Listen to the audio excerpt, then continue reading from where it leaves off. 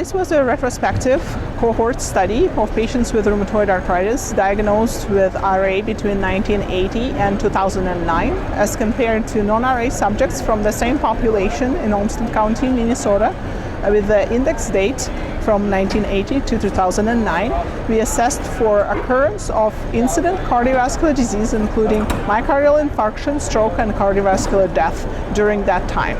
We found that incidence of cardiovascular events has declined from the 1980s to 2000s in patients with rheumatoid arthritis, and in addition, there was a decrease in excess risk of cardiovascular disease, incident cardiovascular events between RA and non-RA subjects in 2000s as compared to the previous decades. And what is your hypothesis? What do you think are the factors that are driving this observation? So we hypothesized that improved treatment, improved management, particularly implementation of treat-to-target strategies and introduction of biologic medication could have influence on these trends, as well as increased awareness of cardiovascular disease and improved prevention of cardiovascular disease, perhaps. The population of Olmsted County, Minnesota is predominantly white, 90% white, which may limit generalizability to more ethnically diverse population.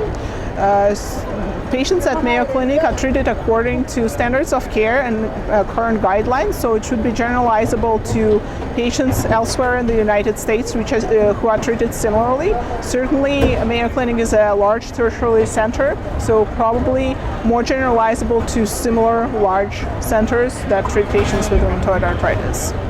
And finally, what do you think is, aside from reporting this observation, in terms of a message to rheumatologists and other clinicians, what do you think this finding means in terms of how they should approach the management of patients with RA?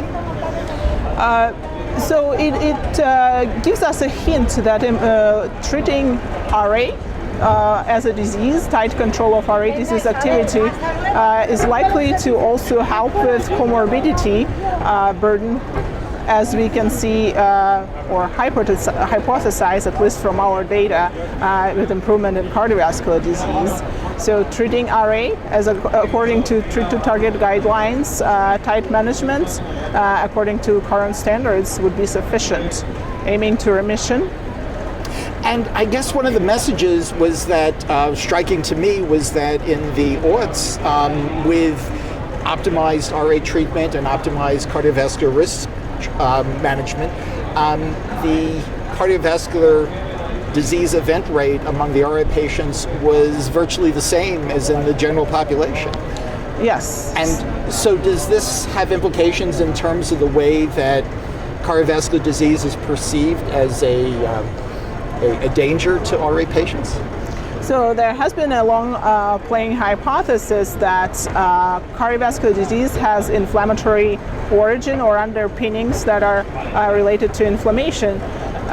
It would certainly be possible with our data, with our results, to again hypothesize that it's perhaps true, because tighter control would address that, and they would be able to approach the general population who normally doesn't have as much of inflammatory burden as opposed to RA patients. That's a hypothesis. That's not the direct finding of the study, of course, but also an implication and inspiration for future studies.